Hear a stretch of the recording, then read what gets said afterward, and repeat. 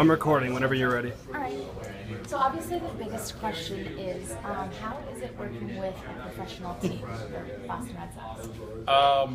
It is exhausting, and it is daunting, and it is sometimes you say, I can't deal with these guys because what are they getting so upset about? They make millions of dollars and I don't.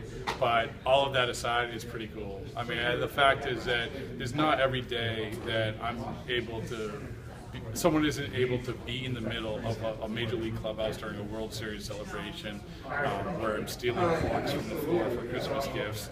And it's listen, I've been a lot of places, I've done a lot of things, and it's pretty cool. I feel pretty fortunate.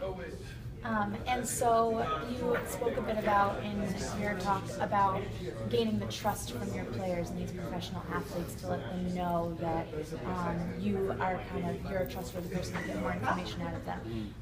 Going along the lines of that, can you talk a bit about how it is working with them, and were you ever starstruck kind of in the beginning starting to work with them? Well, I think that every time when you first start out, and it's hard for me to remember, but the first time that you do think, oh wow, this is a Major League Baseball player, this is a professional athlete. So I think everybody's like that.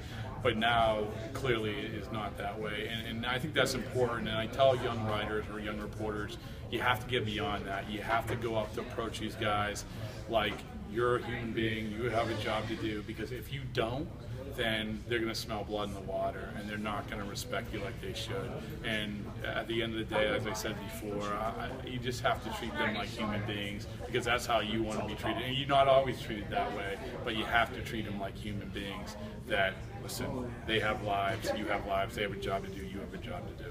Absolutely. And finally, as we all want to know, being a Springfield alum, how's it feel to be back on campus? Oh, this is great. This is if anyone who tells you that it's not an unbelievably cool thing to come back to their school and talk to people like this is flat out lying. It is the coolest thing. I could go in front of an entire auditorium of people in Boston, and it wouldn't be as cool as this, just because this is, I walked around in sweatpants like everybody else out here. It is unbelievably awesome. Well, we're so glad to have you. Thank you so much. Oh, thank you.